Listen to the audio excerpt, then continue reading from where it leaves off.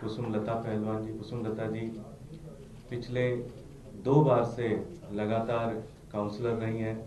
Bharatiya Janata party के विभिन्न पदों पर उनको जिम्मेदारी मिली है।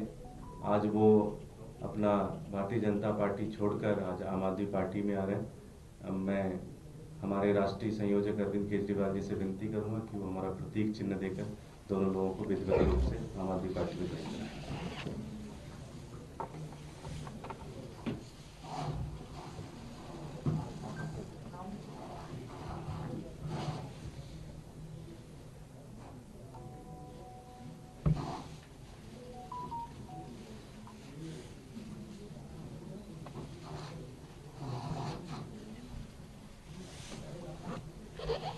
मैं कुसुमलता जी से विनती करूंगा 2 शब्द कहें।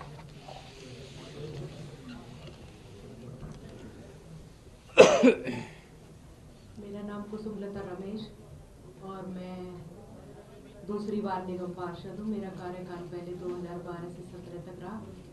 उसके बाद 2022 का इलेक्शन में बीजेपी से लड़ी और आज मैं अपने आप को सौभाग्यशाली और खुशनसीब समझती हूँ कि मैं केजरीवाल जी की विचारधारा से प्रभावित होकर आज मैं आम आदमी पार्टी ज्वाइन कर रही हूँ, जो एक सच में आम आदमी पार्टी है, जो सबके हितों के बारे में सोचती है।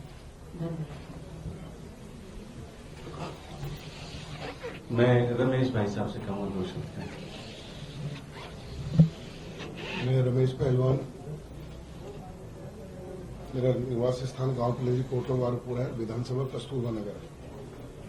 मेरी आज दोबारा घर वापसी हो रही है। मैं सौभाग्यशाली हूं कि मैं आदरणीय दिल्ली के दिल की धड़कन, गरीब असहाय सबके साथ 24 घंटे हर समय खड़े रहने वाले शख्सियत जो दिल्ली को पूरी दुनिया देखती है तो माननीय केजरीवाल जी की नजरों से देखती है कि दिल्ली में कितना सुधार हुआ है, कितना अच्छा हुआ है। एजुकेशन का मामला हो, चाहे बच्चों को विदेश जाने का मामला हो। बच्चों को विदेश जाने का मामला इसलिए कह रहा हूं कि जिन स्कूलों में हम भी पढ़े हैं, सरकारी स्कूल में, आज सरकारी स्कूल का बच्चा अगर फ्रांस जाता है और वो फ्रेंच सीख के आता है और पूरे विश्व के पटल पर खड़ा होकर अपनी बात को रखता है और फ्रेंच में बात करता है, तो सारा श्रेय आदरणीय केजरीवाल जी को जाता है। और दिल्ली के स्वास्थ्य की बात हो, शिक्षा की बात हो, मुफ्त पानी की बात हो, बिजली की बात हो, उन नीतियों को देखते हुए, उनके आदर्शों पर चलते हुए, देखते हुए, उन सारे सपनों को देखते हुए दिल्ली का, क्योंकि हम भी आम आदमी परिवार से आते हैं, मेरे फादर साहब सरकारी कर्मचारी रहे हैं, तो मैं समझता हूं कि मैं सही जगह आया हूं दोबारा से और इनका आशीर्वाद हम पे हमेशा बना रहेगा। क्षेत्र की सेवा भी करेंगे। इनके नेतृत्व में दिल्ली बढ़ रही है और आगे बढ़ेगी निरंतर। धन्यवाद। मैं अरविंद जी से विनती करूंगा।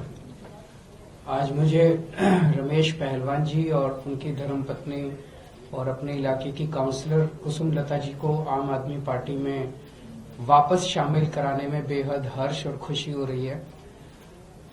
आप लोगों की जानकारी के लिए बता दूं कि 2013 में 2012 नवंबर में हमारी पार्टी बनी थी और 2013 में रमेश पहलवान जी आम आदमी पार्टी में शामिल हुए थे। उसके बाद 2017 तक आम आदमी पार्टी में रहे। किसी कारणवश, जो भी कारण रहे, फिर ये आम आदमी पार्टी इन्होंने छोड़ दी और आज 7 साल के बाद इनकी घर वापसी हो रही है। तो मैं तहे दिल से दोनों का स्वागत करता हूं। आप अगर उस इलाके के लोगों से पूछें तो आपको पता चलेगा कि रमेश जी और कुसुमलता जी किस तरह से 24 घंटे अपने लोगों के बीच में रहते हैं। किसी का भी सुख दुख हो, छोटे से छोटे व्यक्ति का सुख दुख हो, हर एक के सुख दुख में ये सबसे आगे रहते हैं।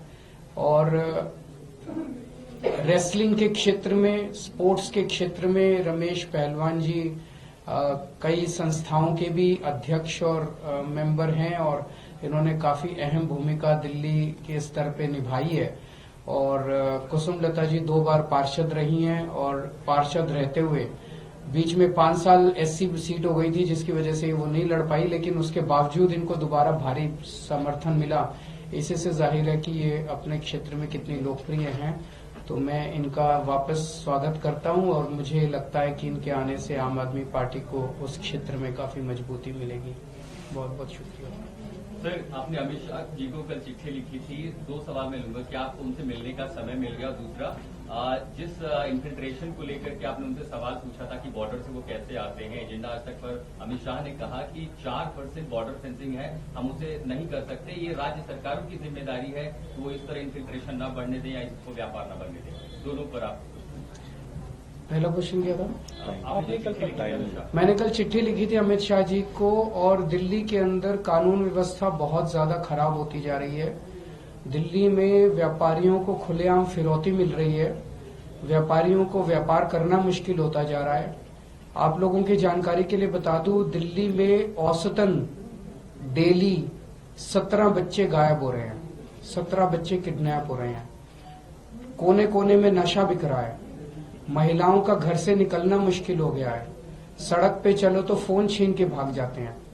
ऐसे में मैं उनसे मिलके उनके साथ चर्चा करना चाहता था, अपने सुझाव देना चाहता था, उनकी व्यूज जानना चाहता था कि दिल्ली को कैसे सुरक्षित किया जाए। अभी तक मुझे अपनी चिट्ठी का कोई जवाब नहीं मिला और ना ही उनसे मिलने का समय मिला है।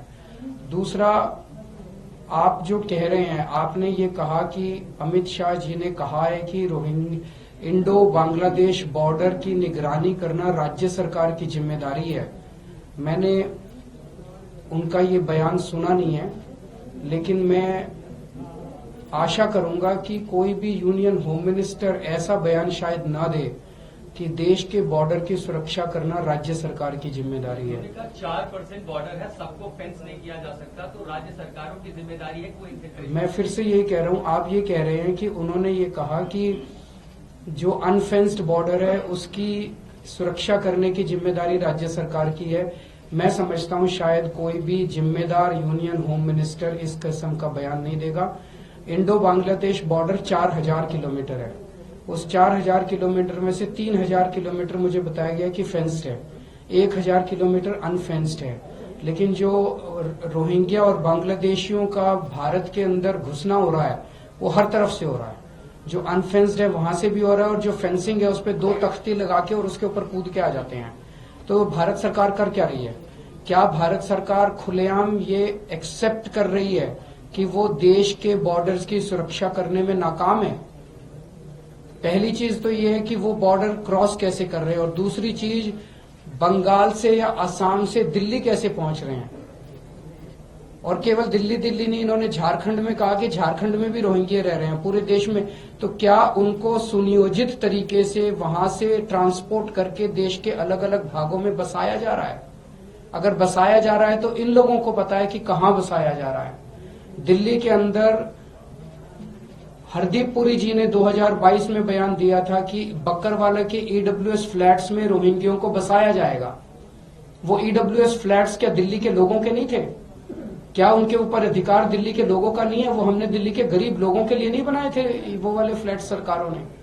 अगर हमारे हक के फ्लैट, हमारे हक के बिजली पानी, हमारे हक के नौकरियां अगर बांग्लादेश से लाके इलीगल इमिग्रेंट्स को दिए जाएंगे तो दिल्ली की जनता कहां जाएगी? Thank you. Kejriwal ji joining के ऊपर बात करेंगे। लगातार बीजेपी के नेता ज्वाइन कर रहे हैं, आम आदमी पार्टी का दिल्ली के सारे अच्छे लोग ज्वाइन कर रहे हैं, और जैसा मैं हमेशा कहता हूं, मेरा एक सपना है कि एक दिन दिल्ली के 2 करोड़ लोग, सारे कांग्रेसी, सारे बीजेपी वाले, सारे लोग आम आदमी पार्टी में शामिल होंगे।